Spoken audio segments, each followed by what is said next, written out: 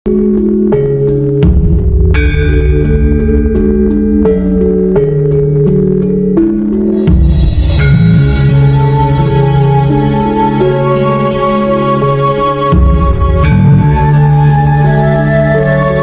oke.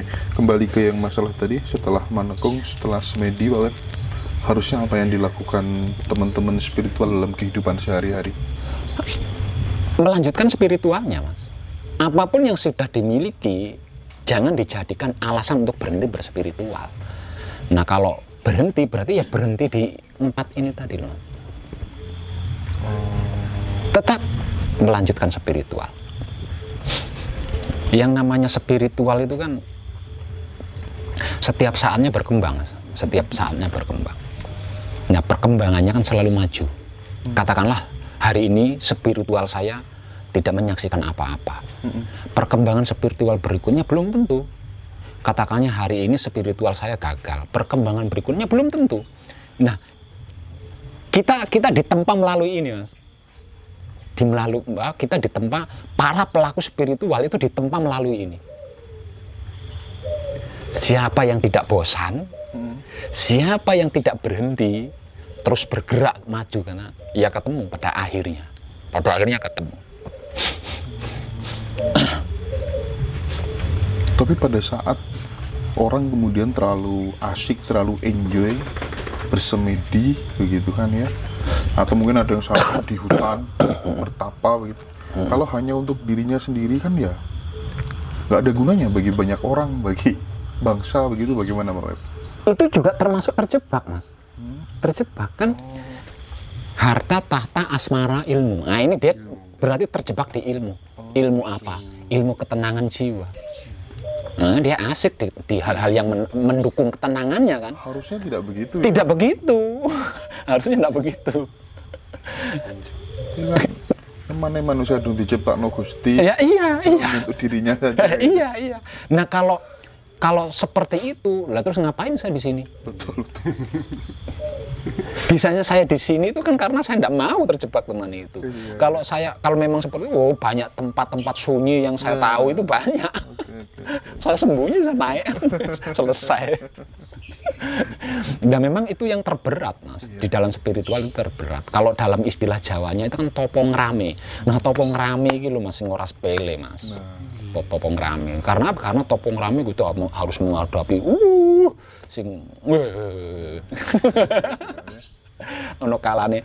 Jadi walaupun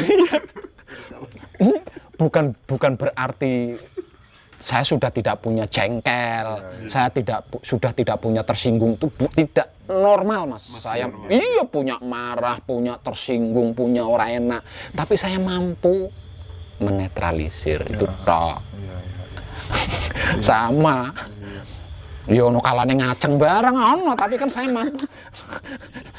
Topong rame itu ya. Namanya topong rame. Uang wis mepet, arek-arek butuh mangan. Nah, dari ini luar dari mana gitu ya, Pak. ini tempaannya, Mas. Ini tempaannya. Tetap berlanjut, tidak berhenti, ketemu, Mas. Jadi Ketemu. bikin tempat, sementara anak kuliah minta uang sampai drop out gitu ya, Pak ya. Nah, sebenarnya itu bukan ujian, Mas. Bukan ujian, bukan, tapi bagian dari dimensi yang harus dilalui itu tadi. Berhenti apa lanjut, nyerah apa orang. Tapi endingnya indah ya, Pak Wati. Selama saya sebagai pelaku, nggak ada yang nggak indah. Nggak ada yang nggak indah. Nggak ada. Ini pelajaran untuk semua. Nggak ada yang indah. Pasti indah. Pak, jadi gini loh, Mas. Apa namanya? Kalau kata-kata awamnya, Mas. Janji Tuhan enggak bohong. Saya membuktikan sendiri. Ya, janji Tuhan nggak bohong. Iya. Cuma ya itu tadi kayak melelahkan, kayak menjenuhkan, seakan-akan asli ini kan perasaan, Pak. Hanya seakan-akan. Yang namanya seakan-akan kan enggak beneran tuh, Mas. Benar seakan-akan. Seolah-olah. Ya. Iya, seolah-olah. Lah awake dhewe nyerah ning kono. Banyak orang nyerah di situ memang. Padahal itu cuma seakan-akan, seolah-olah. Artinya nggak beneran, Mas. Nggak beneran. saya tadi sempat baca itu kisah itu yang waktu jenengan bikin Pasanggerahan, ada saudara-saudara yang butuh uang, sampai ada yang meninggal, anak kuliah gitu. Aku batinku, Iya. gerak aku sampai tersentuh ya baca itu. Waduh. Iya itu, Mas. Soalnya Nyata itu ya Pak ya. iya, dan saya ya itu tadi, Mas, hampir sama dengan teman-teman saya di luar sana. Hampir nyerah. Hampir nyerah. Yo wis jenenge menungso ngalami kaya ngono. Sapa sih, Mas? Iya. Tapi karena saya sudah berulang-ulang kali membuktikan janji Tuhan itu tidak meleset, tidak bohong, saya berusaha bertahan di situ. Saya berusaha bertahan. Pak Web, saya termasuk pribadi juga yang senang kalau ada orang-orang yang pinter apa gitu. Cuman bukan kasekten, saya sebenarnya yang kebatinan. Kalau itu di mana tak kewajar di mana-mana. Itu karena memang hobi aja Pak Web. Nah, dari sekian banyak orang yang saya temui itu, yang saya jadikan pegangan Pak Web, ketika kemudian kita tidak berguru kepada manusia Pak Web, berguru kepada guru yang bagus tulus tanpa cacat. Dan itu saya maknai sebagai sedulur sejati yang ada di dalam diri kita. Nah, ingin saya tanyakan, bagaimana sebenarnya mekanisme atau cara untuk membangkitkan potensi sedulur 4 kali mau pancer itu dalam diri manusia Pak? Ya. Ini rata tahu penjelasannya, enggak apa-apa, Mas. Enggak apa-apa.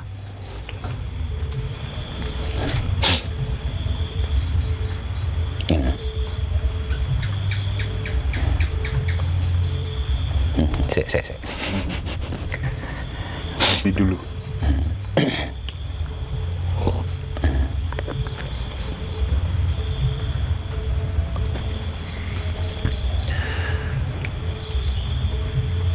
Bisa dikatakan 95%, ya, bisa dikatakan 95% pengetahuan saya itu tidak saya dapatkan dari guru wujud, ya, tapi dari perjalanan menelusuri bersahabat dengan alam semesta. Itu 95%-nya seperti itu. Nah, awalnya saya bosan. Setelah seperti yang sudah saya uraikan tadi, bahwa pada akhirnya ketenangan itu saya peroleh dari dari ajaran agama ya. Tapi sebelum itu kan ada proses, Mas. Ada proses. Saya sudah berhenti mencari ilmu, kemudian beralih mencari seseorang yang bisa mengajari saya tentang ketenangan. Nah, selama saya keliling ke sana ke sini, ketemu orang lagi saya diajari ilmu, ketemu orang lagi saya diajari kesaktian, jadi nggak ada satupun yang bisa mengajari saya ketenangan itu, gitu loh. Sampai pada akhirnya saya bertemu dengan seseorang, Mas. Saya bertemu dengan seseorang. Ketika itu saya berkeputusan gitu loh. Mungkin saya harus bertapa baru bisa mencapai ketenangan itu. Karena saya mengingatkan ketika saya belajar bermeditasi di dalam agama Buddha, belajar meditasi di dalam agama Hindu, kan saya ingat di situ. Mungkin dengan cara bertapa kalau di Pulau Jawa kan gitu. Nah, ketika itu saya bermaksud hendak bertapa naik ke Gunung Slamet, daerah Purwokerto sana.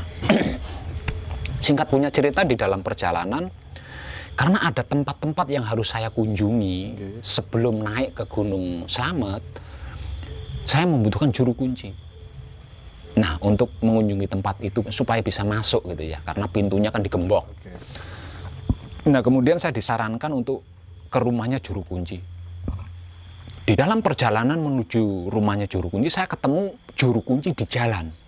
Nah, akhirnya saya nggak jadi ke rumahnya kan, balik lagi ke Gunung Slamet. Setibanya di kaki Gunung Slamet, di dalam proses perjalanannya, nah di sini saya masuk ke pembicaraan sakral, masuk di dalam pembicaraan sakral.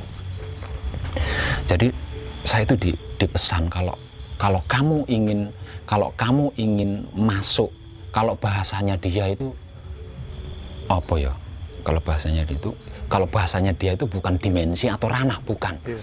Si kuno banget, si kuno.